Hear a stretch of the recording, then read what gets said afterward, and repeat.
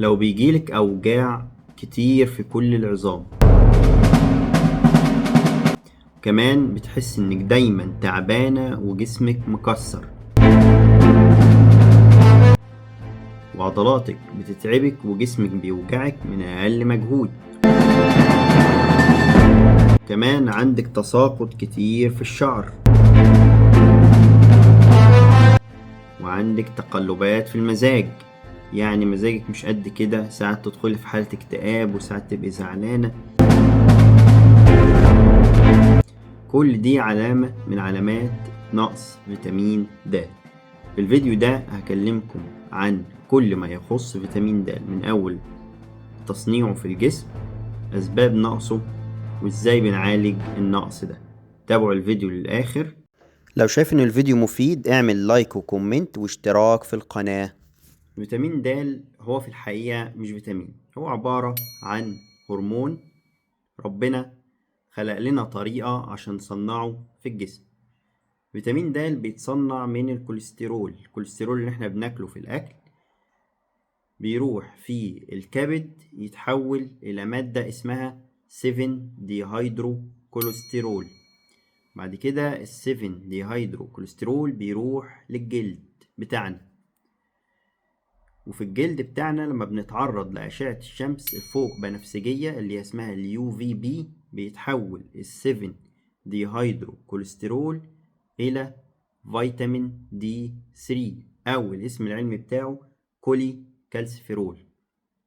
بعد كده الكولي كالسيفيرول ده بيرجع تاني للكبد اللي هو الليفر عشان يحصل له تنشيط، بيحصل له تنشيط في الكربونة رقم 25، فبيبقى اسمه 25 هيدروكسي فيتامين دي 3. وبعد كده بيسيب الكبد ويروح إلى الكلى عشان يتنشط للمرة التانية بإنزيم اسمه 1 ألفا هيدروكسيليز، ويتحول إلى 1 و25 25 1 and 25 داي هيدروكسي كولي كالسيفيرول، وهو ده الصورة النشطة من فيتامين د، الأكتيف فيتامين دي 3. الإنزيم اللي موجود في الكلى اسمه 1 ألفا هيدروكسيليز. عشان كده في الناس اللي عندهم فشل كلوي بنديهم فيتامين د نشط اللي هو اسمه 1 ألفا، لأن المشكلة حصلت في الكلى، يبقى إذن المشكلة هتكون في ال1 ألفا. عشان كده احنا في حالات الفشل الكلوي أو الناس اللي عندهم قصور في الكلى بندي ال1 ألفا. للأسف فيتامين د اللي بيتصنع في الجلد بسبب التعرض لأشعة الشمس بيبقى غير كافي إنه يكفي احتياجات الجسم من فيتامين د، وده لأننا مش بنتعرض للشمس بالقدر الكافي، ولا حتى الكمية أو المساحة من جسمنا المعرضة للشمس هي المساحة الكافية لتصنيع الكمية اللازمة من فيتامين د. عشان نصنع الكمية اللازمة من فيتامين د لازم على الأقل من 20 ل 40% من جسمنا يتعرض للشمس نص ساعة في اليوم. من 20 ل 40% من جسمنا يتعرض للشمس، ده معناه ان احنا نكون لابسين شورت وفانيلا، يعني بالبلد كده نكون في المصيف. طبعا احنا في حياتنا العادية يدوب ايدينا بس ووشنا هو اللي متعرض للشمس، واغلب الوقت بنبقى جوه بيت او جوه عربية، وبالتالي مش بنتعرض بالقدر الكافي للشمس. وخصوصا ان احنا عشان نتعرض للشمس بالقدر الكافي لازم تقريبا نكون لابسين شورت وفانيلا، وده ان نفع للرجالة اكيد طبعا مش هينفع للستات. وبالتالي موضوع ان احنا ناخد فيتامين د من الشمس ده موضوع غير عملي بالمرة عشان يعوض لنا النقص من فيتامين د.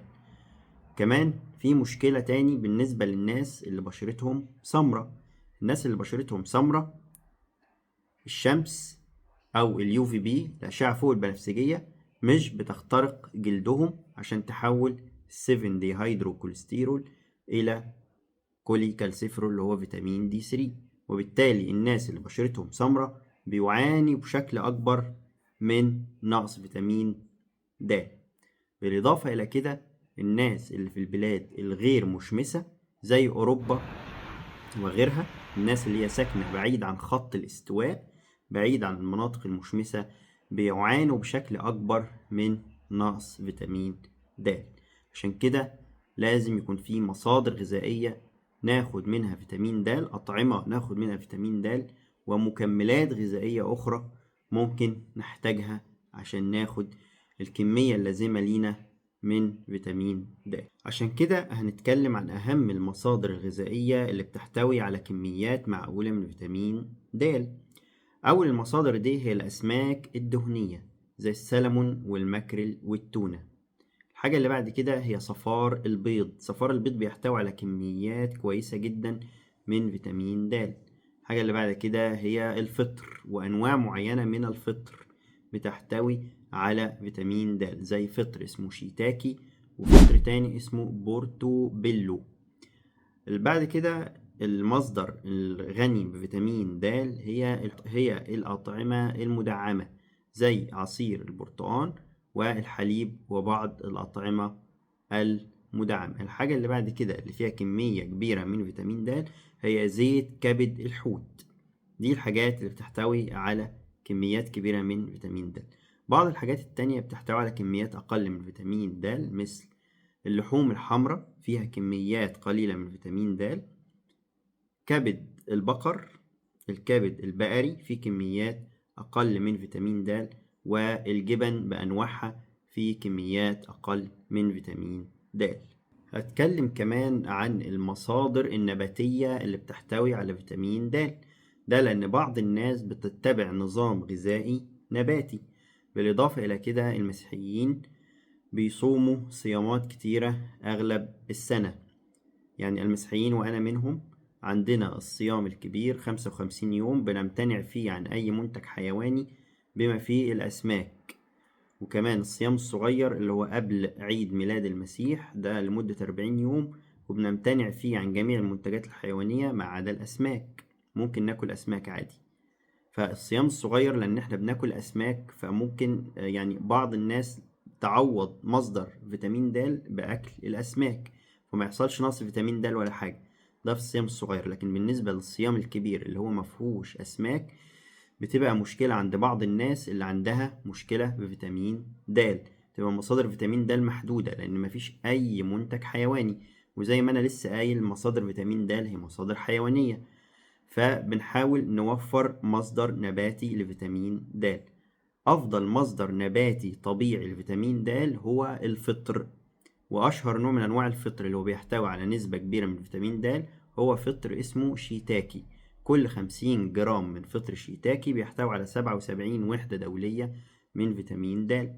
طبعا كمان الناس النباتيين أو الناس المسيحيين أثناء الصيام الكبير ممكن يحصل على احتياجاته اليومية من فيتامين د عن طريق التعرض للشمس، ولكن احنا اشترطنا في التعرض للشمس ان يبقى 40% من سطح الجسم معرض للشمس، اللي هو الوجه والايدين والرجلين، يعني تلبس شورت وفانيلا وتتعرض للشمس. ده طبعا بيكون في فصل الصيف، لان في الشتاء هيكون صعب ان الموضوع يعمل في الشتاء هيكون الواحد صعب انه يعمل الموضوع ده عشان الجو بيكون برد، وبالنسبة للسيدات هيكون صعب انهم يعملوا الموضوع ده.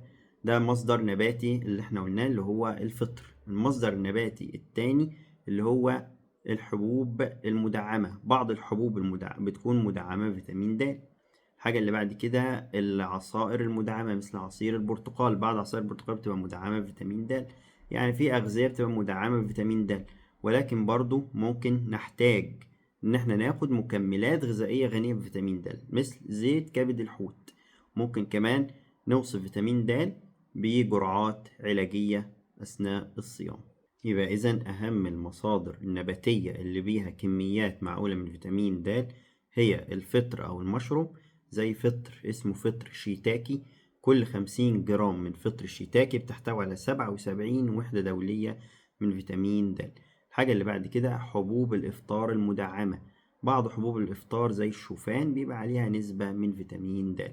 الحاجة اللي بعد كده الحليب النباتي المدعم مثل حليب الصويا واللوز والشوفان، بيبقى برضه مضاف إليه كميات قليلة من فيتامين د. الحاجة اللي بعد كده هي عصير البرتقال المدعم، بيبقى مضاف إليه كميات قليلة من فيتامين د. الحاجة اللي بعد كده هي زيت كبد الحوت. ينصح طبعا بالتعرض لأشعة الشمس زي ما احنا قلنا طريقة التعرض لأشعة الشمس، وأخذ بعض المكملات الغذائية في حالة الصيام بالنسبة للمسيحيين، اللي هو الصيام اللي ما بيكونش فيه أي نوع من أنواع الأسماك أو أي نوع من أنواع المنتجات الحيوانية اللي بها فيتامين د. هيبقى المصدر النباتي الوحيد هو المشروم أو الفطر، وفول الصويا أو منتجات الصويا زي حليب الصويا أو فول الصويا وغيرها، حبوب الشوفان أو الحبوب المدعمة.